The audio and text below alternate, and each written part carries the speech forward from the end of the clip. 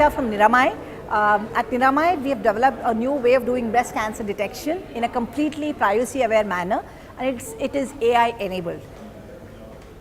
What we do is to take the temperature variations on the chest and then pass it through our AI engine to detect whether a person is potentially abnormal or like basically she has breast cancer or breast abnormality.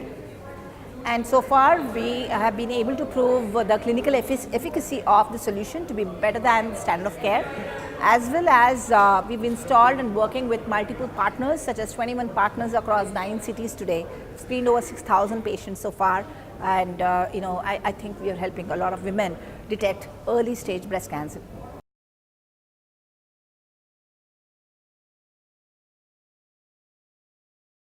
Yeah, I think the ecosystem has been very kind. There is more and more support for entrepreneurship, especially women entrepreneurship, because we find very few women taking on the challenge, and so there is a good support from the government as well, right? For example, the Startup Karnataka program, which is Elevate 100, right, selected as last year as one of the top 100 startups in India, and they gave us good support, right? And the BIRAC, which is a central government initiative, has given us good support as women entrepreneur research, and also Philips, Google, all of them, Acceler, many accelerator programs are helping us move on.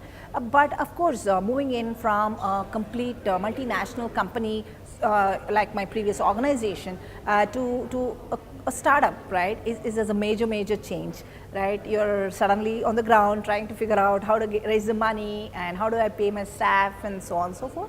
There is a lot of challenges, and also we're working on a very important novel idea, but it's very different from what exists today, and that also creates challenges because we have a new way of detecting breast cancer, but why should the doctors accept our solution, right? How do we create proof points so that doctors are convinced that this is good enough, right? How do we create proof points so that the hospitals are willing to actually adopt this solution? So the initial few discussions are pretty learning experience, I would say, to figure out what else needs to be done to get adopted and so on. So we are on the move right now, and we're trying to figure out how to get the product market fit and best adoption in India and so on.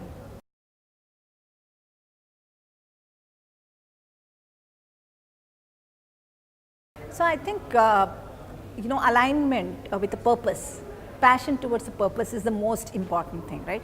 Once you say I want to do this, and there can be many type of hurdles. Funding is one such hurdle, right? Getting funding, is one such hurdle. Adoption is another hurdle.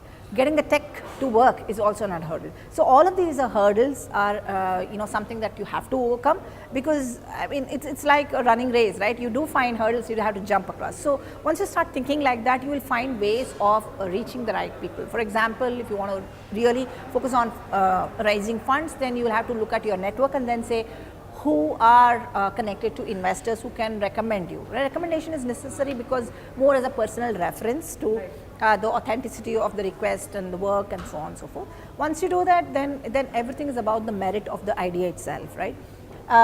Be ready to face a lot of no's. It's not an easy thing, right? We would have presented to more than 80, 90, 100 investors before even getting there. Not because our idea is bad. Every investor meeting is a learning, right? They'll ask a question and I may not know the answer, right? I go back and do my homework and come back and then do that in the next round, right?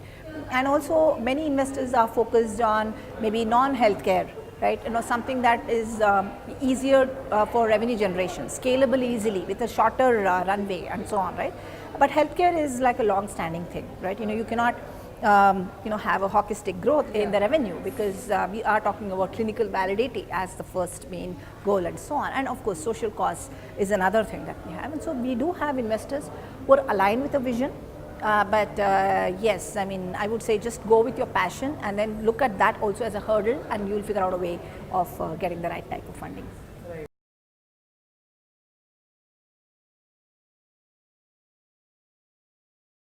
The corporate world is actually, I think, much better for a work-life balance, right? Because there's though there is a you have to stretch and so on, especially in multinational organizations. there's always a task that you want to complete. But here as an entrepreneur, you just have to run as fast as possible, right? So that always has this 24/7 mode of it. So that they have to be mentally prepared to. Second thing is, if they have an idea in their mind, if they have some kind of passion to solve a problem, then definitely they should take up the challenge, jump out and then make that idea happen. Because I think women are very good in multitasking, they're very perseverant, they don't get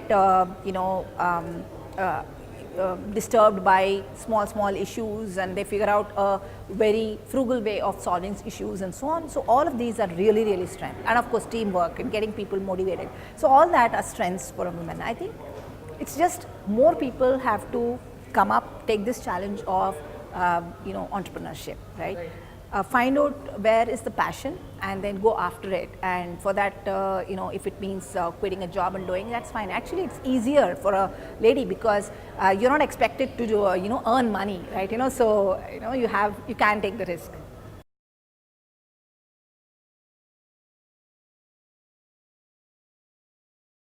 I think generally women have to make up their mind first.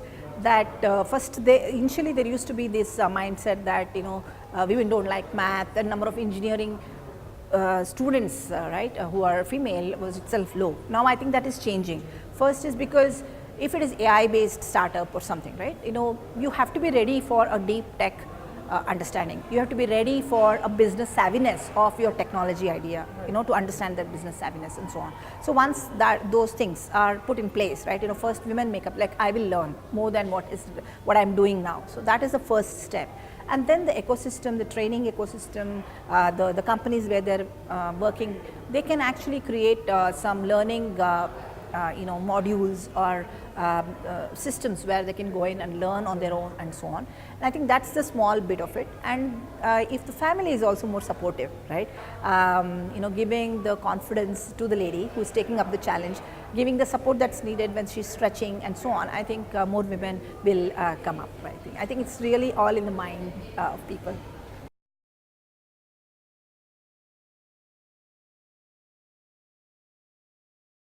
Yeah, no, first of all, I congratulate the organizing committee of Rising 2019 to have visualized this, conceptualized this idea of getting all people working in AI and high tech into one room, right? And it was really amazing to see those wonderful women. All of them are so keen about AI, wonderful questions, so much of interaction on the stage and off stage, right? And so much of engagement with the topic and so on. So I think it's a wonderful forum where people can come together, women can come together. I already have a list of people who want to be mentored. I think it's a framework where people can be connecting and then improving on their career off their office jobs as well. Thanks a lot for doing this. Yeah.